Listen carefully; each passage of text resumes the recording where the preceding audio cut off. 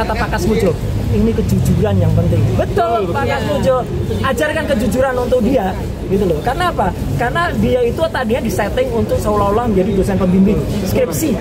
Ya itu ada kalimatnya di tahun 2017 kan, gitu. Ini Pak Kasmo bolak-balik pulang, gitu. Galak banget, gitu. Dan dia terima kasih Pak Kasmo yang telah membimbing skripsi saya. Jelas kan skripsi. Tapi ternyata nama Pak Kasmo juga nggak ada di skripsinya.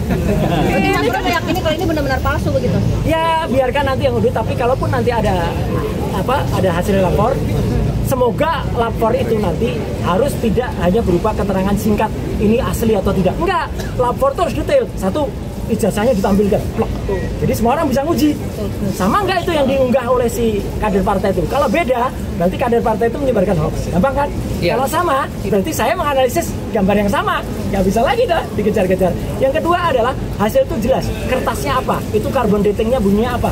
Kertas itu seratnya gimana-gimana. Terus tidaknya ada 5 atau lebih jenis tinta di situ. Itu jelas. Tinta pertama tulisan ijazah, terus dikeluarkan bla bla bla Undang-Undang Gajah Mada. Itu tinta pertama.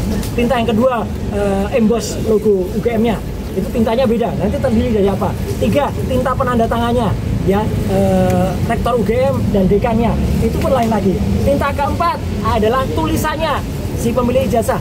Ini misalnya siapa gitu, Joko Widodo gitu. Itu pun tinta yang lain lagi. Dan tinta yang kelima cap. Itu harus beda-beda dan jelas. Kayak kita misalnya periksa kesehatan, apa mau teman-teman itu terima Anda sakit, Anda sehat? Nggak mau dong. Kita harus detail, SGPT, SGOT-nya berapa, gula darah sebelum makan berapa, gula darah sudah makan, harus seperti itu. Gitu. Ya, ini kenapa dipermasalahkan di akhir-akhir setelah Pak Jokowi? Apa yang membuat jadi concern gitu Mas Roy sebagai pengamat? Kalau saya jadi concern karena ada seseorang yang tiba-tiba mengunggah ijazah itu dan kemudian mengatakan tuh asli. Sebelumnya kan nggak ada, dia yang memastikan asli, maka kita cek asli apa enggak itu. Kalau nggak ada unggahan itu nggak ada. Dan saya memang baru muncul memang setelah ada unggahan itu pada 1 April. Perhatikan aja ya. Dan kami sudah memegang alat bukti yang clear ya, ini terakhir. Alat bukti yang clear yaitu apa? Skripsi yang diterima secara resmi oleh saya, Dr. Rismon dan Dr. Tiva itu ya, gitu. Oke, clear ya. Cukup ya. Mau lanjut ya. Terima kasih ya teman-teman. Download Tribun X sekarang. Menghadirkan lokal menjadi Indonesia.